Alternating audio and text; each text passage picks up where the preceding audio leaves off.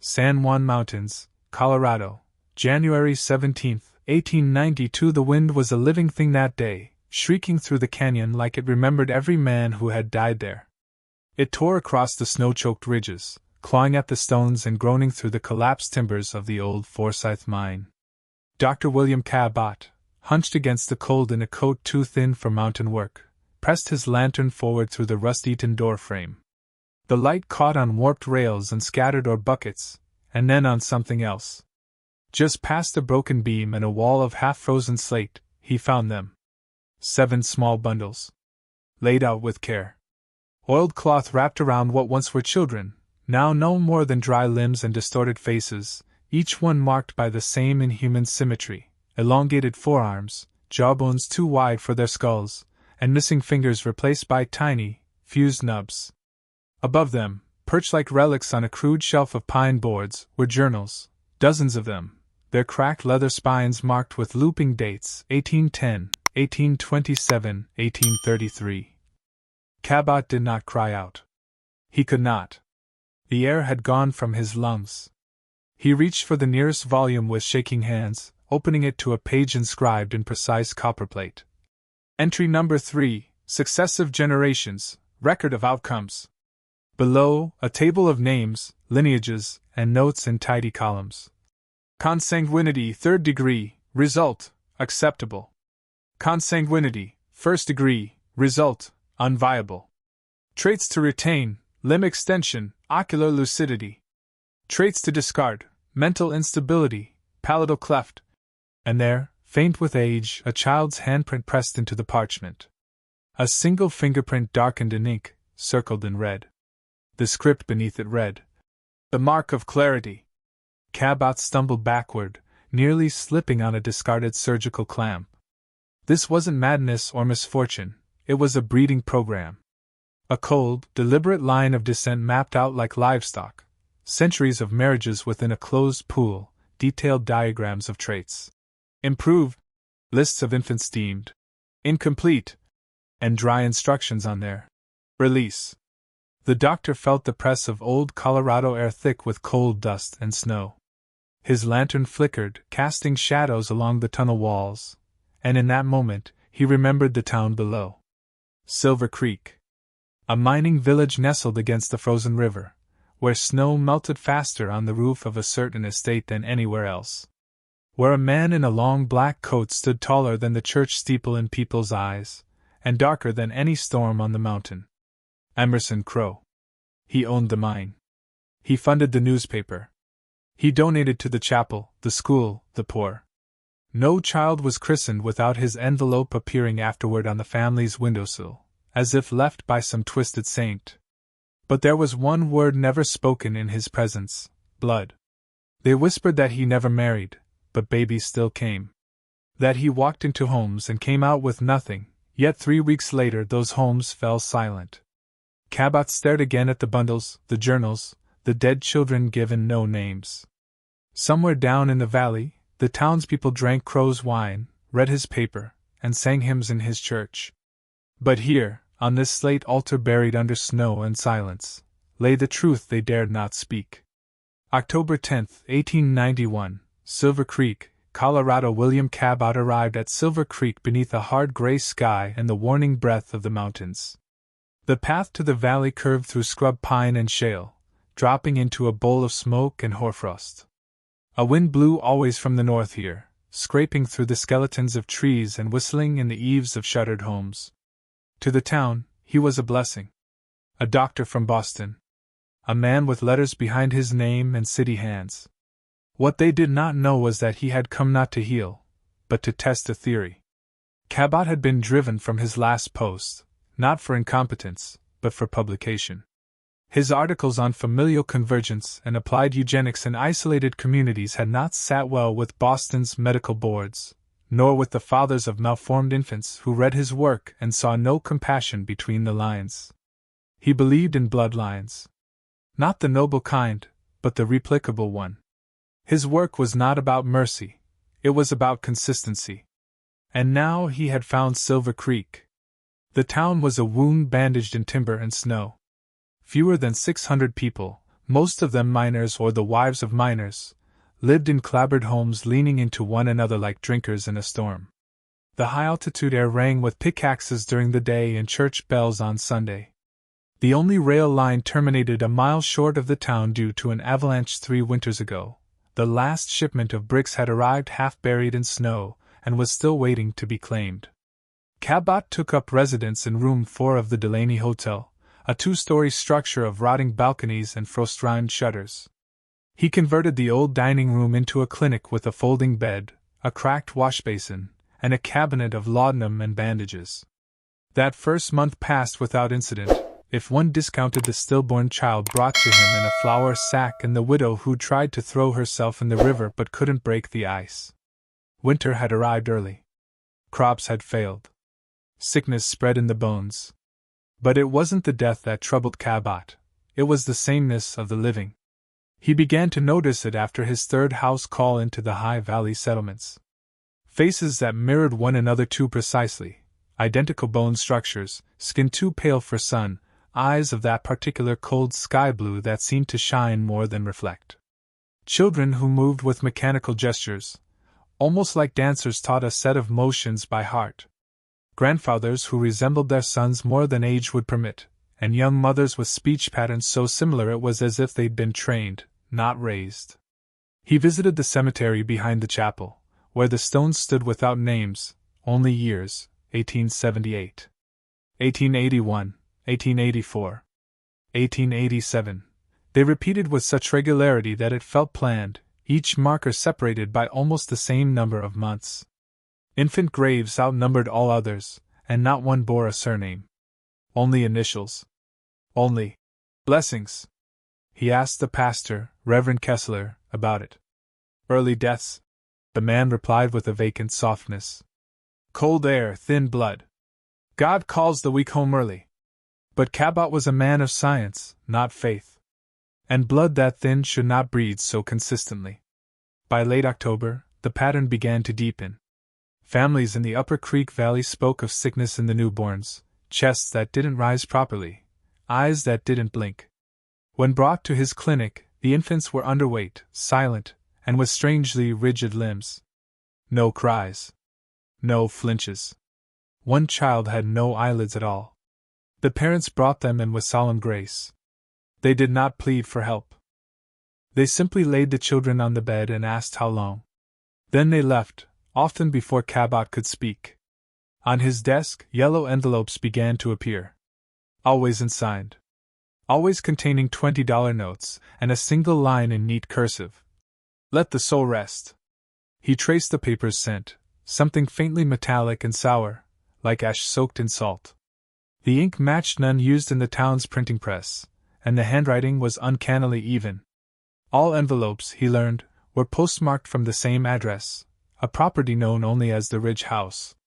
It stood alone at the high bend, where the trees began to thin and the winds never stopped. A 2-story building of dark stone and glassless windows, built by a family called Hayward that had moved in quiet 2 years before Cabot's arrival.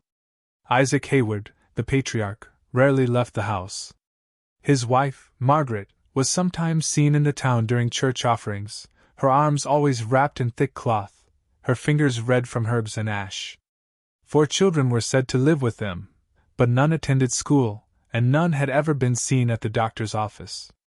More troubling were the flares of light that began to rise from the ridge after midnight. Not the orange flicker of lamps, but white-hot bursts that pulsed behind curtained glass like an engine strobe. Thunder followed sometimes, low rumbles without clouds. The snowpack outside Cabot's window never held the same shape 2 nights in a row. He watched from his second-story room and recorded each light in his journal, marking times, angles, duration. Whatever it was, it repeated at precise intervals, 1:17 a.m., 2:44 a.m., 4:03 a.m. His dreams changed. He began waking with phrases in his head.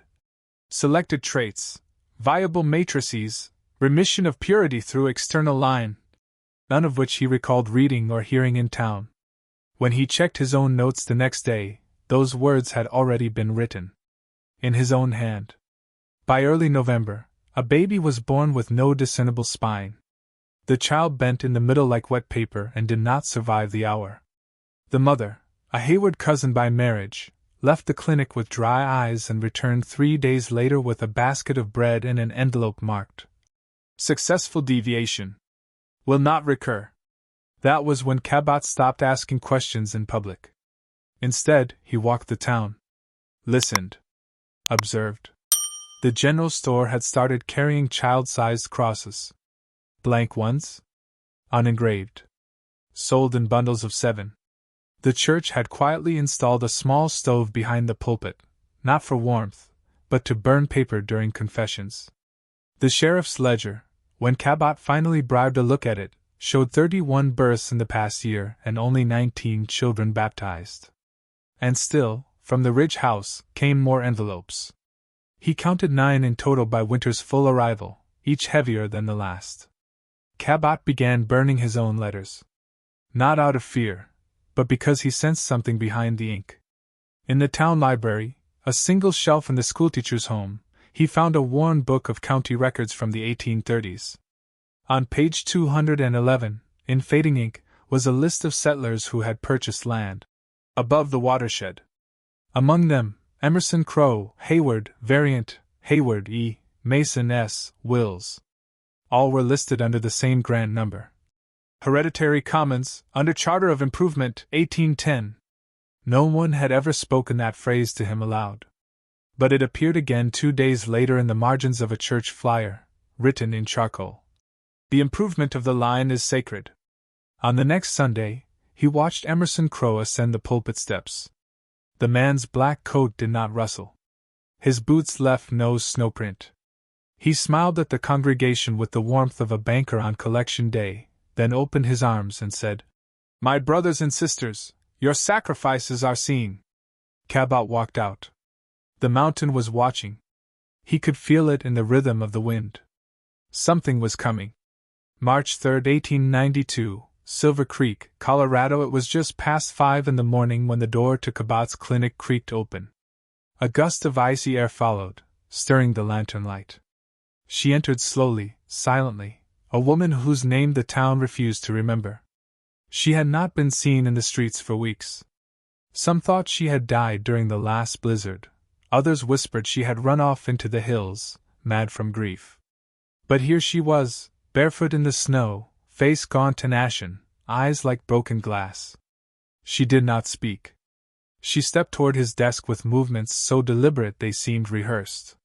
In her arms was a bundle wrapped in rough linen and tied with twine, soaked through at the edges. She laid it down carefully, reverently, as though it contained something alive. When she finally looked up, her voice was cracked and colorless. "I need you to see," she said. Cabot rose from his stool. The woman's shawl was torn, and under it, a nightgown stained at the seams. Her hands were raw from cold, her knuckles ringed with old bruises. She had walked here alone in the dark, crossing fields no sane person would cross in daylight. He reached for the bundle and opened the twine. Inside were dozens of pages, brittle with age and damp at the edges, torn from journals identical to the ones he'd found in the Forsyth shaft. The script was precise, consistent, copperplate ink in ordered tables. Each entry catalogued a birth. Each assigned a code. And each marked the child's fate. Birth ID 122, subject viable. Traits, elongated phalanges, cleft eye ridge. Retained for tracking. Birth ID 123, subject unviable. Traits, cardiac defect, craniorecession. Release. Next to each line, in smaller, hastier script, were initials. MC, IH. In the margins, red ink stamps bore the symbol of the Ridge House, a stylized tree with tangled roots, and below it, the initials EC. Cabot's pulse rose. Emerson Crow. His seal. His handwriting. The woman stepped closer. Her voice dropped. "I was one of them," she said. "Not a child. A vessel." Cabot met her eyes. There was no madness there, only the calm of someone who had passed through horror and emerged on the far bank, changed. "They keep records for everything," she said. "Cycles, bloodlines, reactions to pain. They don't call it suffering. They call it deviation. They measure the length of screams. Her voice shook then, just once. I had one of them marked. She lived 3 days. On the 4th they took her. Cabot swallowed. Who? The Haywoods. The midwife. And a man with gloves and no name. They said the child showed recessive cranial errors. That it was a mercy. She reached forward and turned a page. The chart there bore the entry. Maternal host L. Hayward, line 3. Subject 130. Dual anomalies noted. Retain until respiratory collapse. Line 3. She whispered. That's what they called me. She lifted her nightgown, revealing a pale abdomen marred with a dozen fine scars. Some surgical, some not. Cabot counted at least 3 that matched the pattern of emergency cesarean incisions. I had 6, she said. None named. Only numbered. The room felt suddenly small, choked with the smell of mildew and ink. She pointed to a line near the end of the stack. Status retired. Blood volume depleted. No further extraction possible. That was supposed to be me, she said. But I lived. And they never forgave me for it. She opened her palm. A small, circular burn was etched into the flesh. The mark they give the failures. Cabot lowered his gaze. One of the last pages showed something new, a diagram of a compound, not unlike the Ridge House, with labeled rooms. Observation, extraction, cleansing. Below it, an entry marked.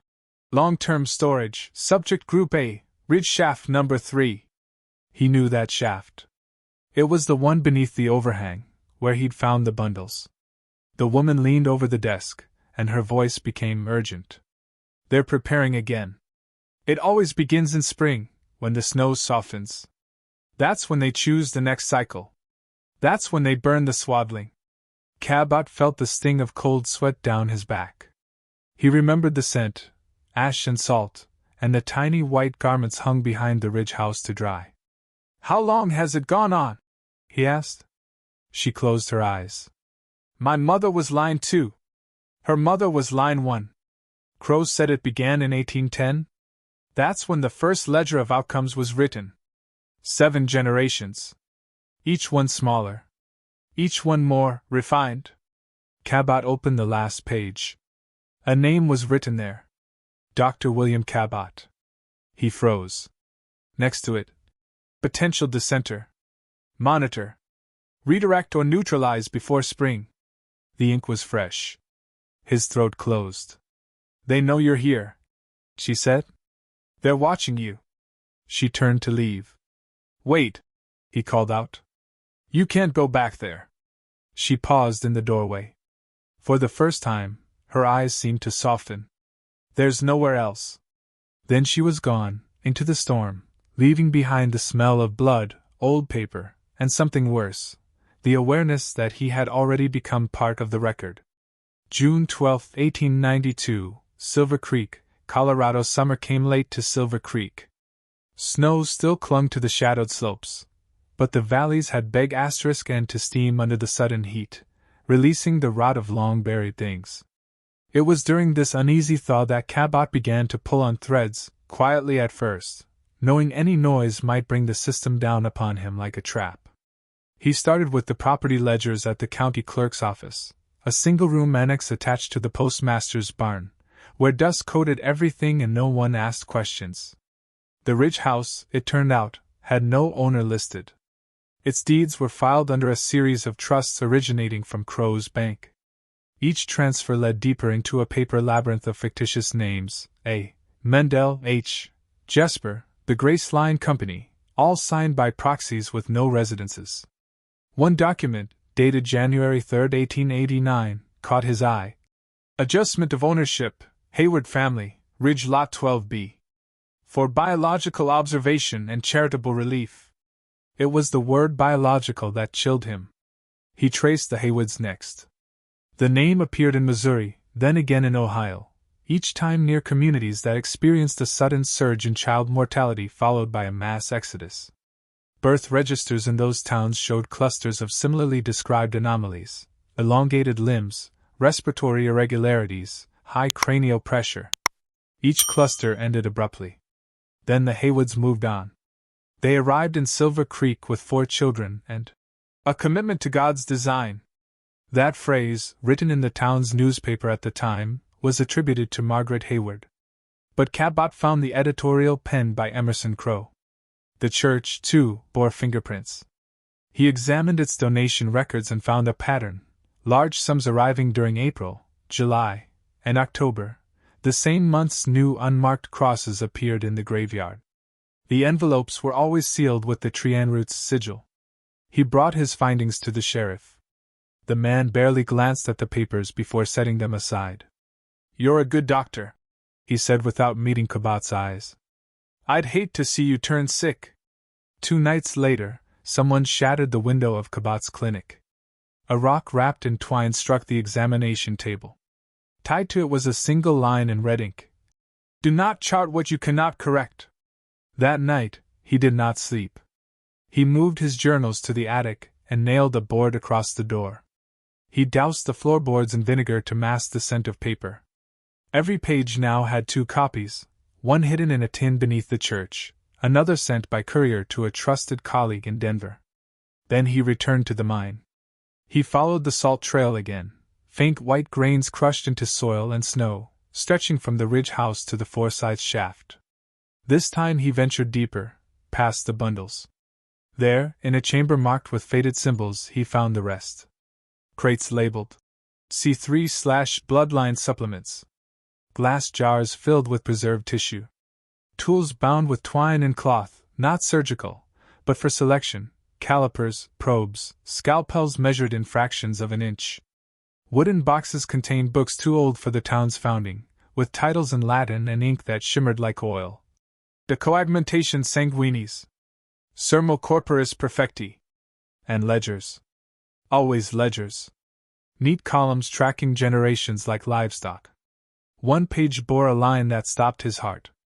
Pending shipment, Subject 145, R3, deviation from norm minimal, shipment confirmed to Eastern Office. Below it, the date matched a funeral he had attended himself, a stillborn child, unnamed, unblessed, with a mouth too wide for its face. He fled the mine. Later, in the town archives, he confirmed his final suspicion. Crow's Bank had facilitated payments to laboratories in Philadelphia and New York, not as loans, but as biological transport fees. One invoice was marked with a red wax seal bearing the ridge symbol and a phrase in Latin: Ut genus florit.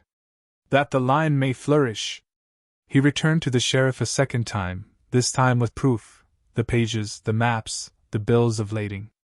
The man closed the ledger after one look. "You're asking a town to dig up its own children, Doc," he said. "That's not justice. That's suicide." 2 nights later, a fire gutted the shed behind Cabot's clinic. The flames reached high into the pine-dark sky, illuminating the window of his attic for all to see. But the journals, locked in tin above the rafters, survived. Crow's newspaper ran a front-page article the next morning. "Boston doctor suffers breakdown, blames town for own fears."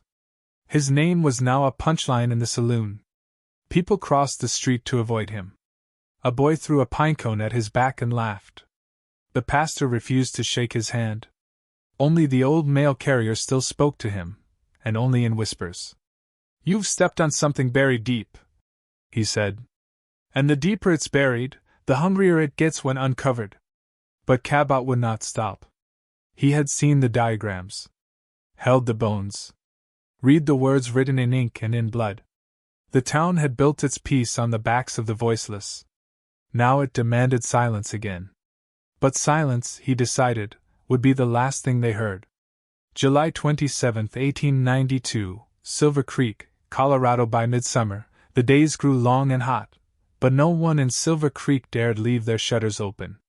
The sun struck the peaks with blinding clarity, yet shadows in the valley seemed to thicken instead of retreat. Thunderheads bloomed daily above the ridge, and with each rumble came a quiet unease, like something old and unburied had begged *n to stir beneath the soil. Cabot no longer tried to blend in. There was no point. Children were pulled off porches when he passed, and conversations died mid-sentence in the saloon. But those who had eyes to see, and enough pain behind them to remember truth, began to find him. He met first with Thomas Rowley, the mail carrier. The old man had been delivering posts for 20 years, and he remembered addresses the way some remembered hymns. Over whiskey and candlelight in the back room of the Delaney Hotel, Rowley handed Cabot a stack of letters he had never delivered. All bore the same stamp, he said. Ash and salt. Never a return address. Always for women who just had stillbirths, or men who lost a child in the mines. Inside? Instructions. Money. And sometimes, he paused, powders. The envelopes were thick with scent, bitter, chemical, and faintly sweet. Crow's handwriting appeared on 3. The letter spoke of proper rites, mercy, deliverance, and a disturbing phrase that repeated like ritual. Uncorrected lines must be excised for the whole to endure. Then came Jonas Kepler, the gravedigger. I dig straight lines, he said. Always have. But lately the little ones, they tell me where to dig. They hand me a paper. No names. Just a week, a cross size, and a depth. He showed Cabot a sheet of paper he'd kept hidden in the wall of his shed. It was brittle with sweat and age, but legible.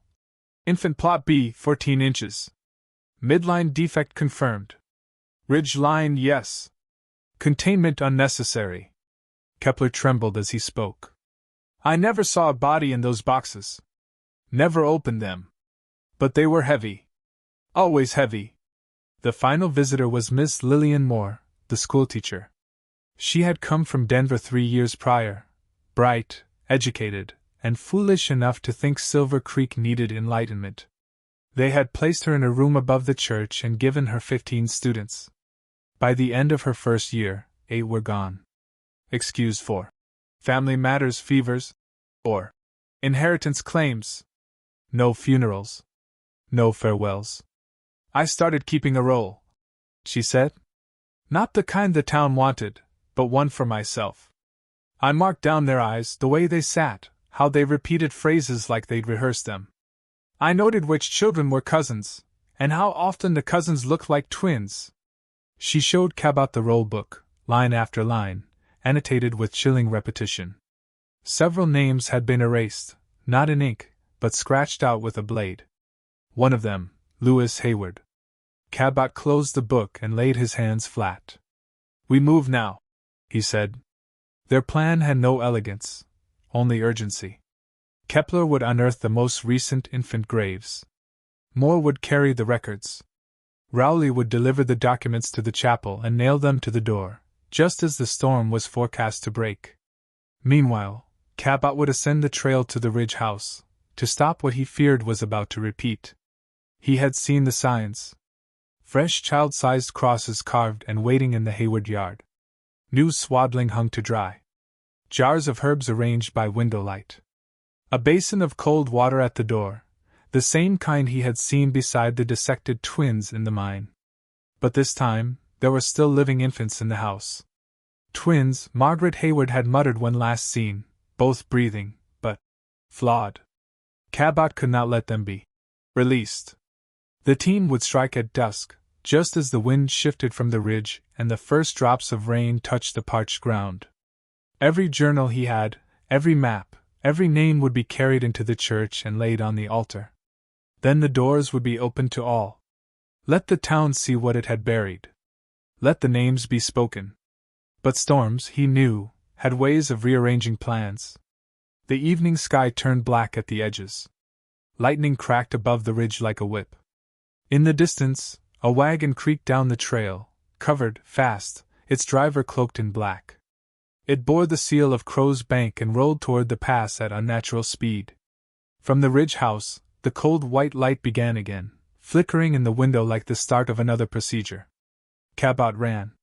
He took only his coat, a lantern, and the letter naming subject 145. The trail was slick. Stones shifted underfoot. Every gust carried the scent of salt and damp linen. Halfway to the house, he heard the scream, not of pain, but of effort. Then silence. He reached the door just as the wagon passed the fork in the road, bound for the canyon bridge. Inside the house, shadows moved. The twins were gone. Night of July 27, 1892, Silver Creek, Colorado. The storm broke at the hour of wolves. Lightning tore the sky above the San Juans, painting the ridge in jagged silver as if the heavens themselves sought to illuminate the crime. The winds rose in unholy chorus, shrieking through the ravine and bending the pines until they moaned like sentinels who had witnessed too much. William Cabot stood at the ridge house door, breath ragged, soaked through. The handle was warm. Too warm. Inside, something pulsed, not sound, but vibration. It hummed behind the walls, beneath the floors. Alive. He pushed open the door. A low ceiling. Lamplight flickered behind gauze curtains nailed across the windows. Shadows bent in impossible directions. The hallway smelled of tinctures and burnt cloth, and a rusted basin of blood-dark water stood by the threshold. He called out. No answer. But in the parlor, a woman knelt. Margaret Hayward, her shawl soaked and her arms raw from rope, crouched over something wrapped in oiled linen, 2 bundles. Her face was waxen, eyes wide with exhaustion. She did not look up when he approached. They're still breathing, she whispered. But not for long. Cabot dropped to his knees.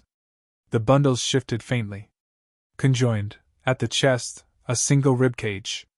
Each face perfect in its deformity, one with fused eyelids, the other with no ears.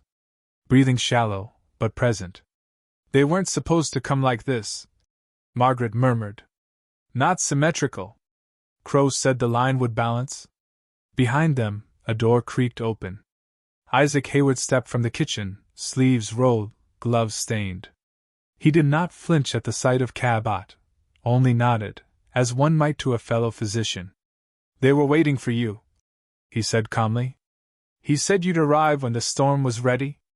Cabot rose. Where are the others? Where's Lewis? Isaac gestured toward the back window. He's taking them to the bridge. Crow wants them sent east. Early. The breath went from Cabot's chest. He turned to Margaret. You let them go? She stared down at the twins. There's no letting. There's only continuation. Cabot grabbed the bundles and turned. No more. He ran. Outside, rain sliced the air in sheets. The trail to the mine blurred beneath the weight of the storm, but he knew it now by heart. Thunder cracked as he passed the fork, and ahead, a flicker of wheels on the path.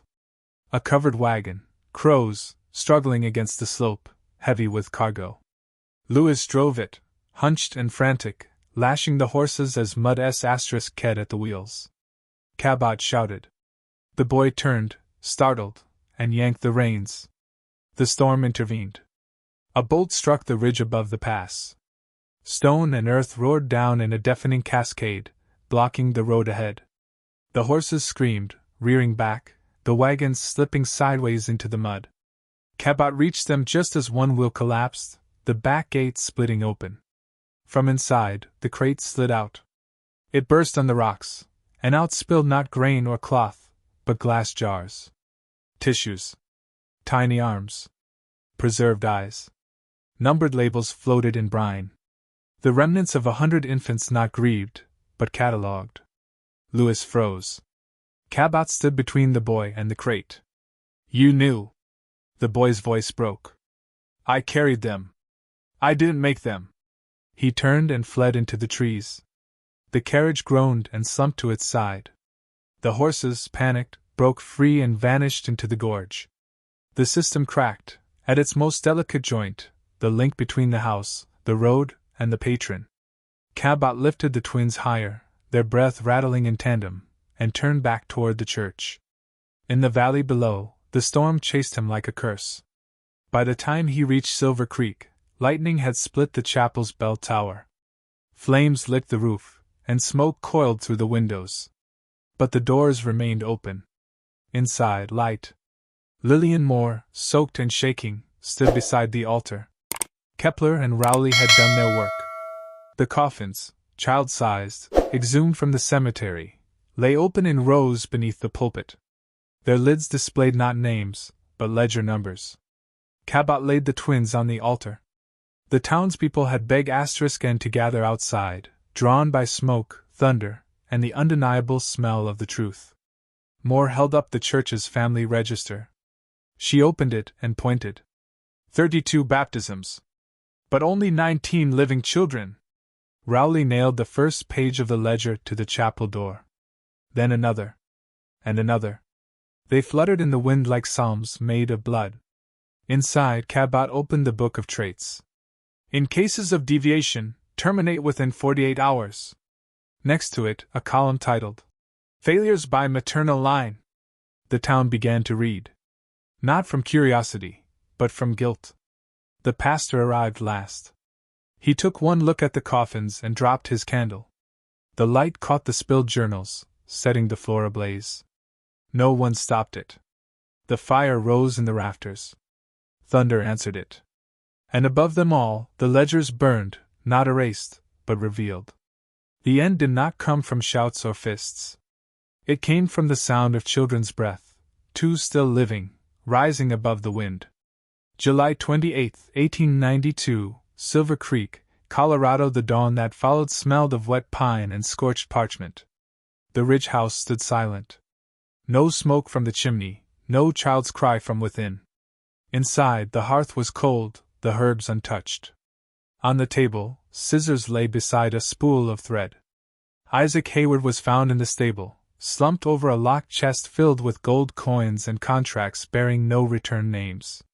His heart had stopped some time before sunrise. Margaret Hayward was taken to the jail infirmary. Her hands bore burns from the fire she had tried to extinguish with bare palms. She died 3 days later from internal rupture. The coroner marked the cause as complications of late pregnancy. She never spoke again. Her body was buried on unconsecrated ground, beside the same fence where she had once hung swaddling cloths. Of their children, the eldest disappeared into the trees. The younger two were taken by county officials. The youngest was renamed. Placed with a family in G*Nisen. He would never know why his left eye shimmered unnaturally in the dark. The twins survived 3 days. Cabot stayed beside them, recording every breath. At 5:42 a.m. on the third morning, their heartbeats ceased, not one after the other, but together. He buried them beneath an aspen sapling behind the church and gave them names never spoken aloud. Emerson Crow was never found. His bank shuttered within the month. The newspaper printed no further issues. The church issued no statement. But the town changed. Children's graves bore names now. The pastor asked more questions. The sheriff counted the weeks between deaths. Still, once in autumn, a yellow envelope arrived on Cabot's desk, unsigned, but smelling of ash and salt. Inside, an invoice from Utah, dated during another mountain storm. The paper trail never ends. Only the town does.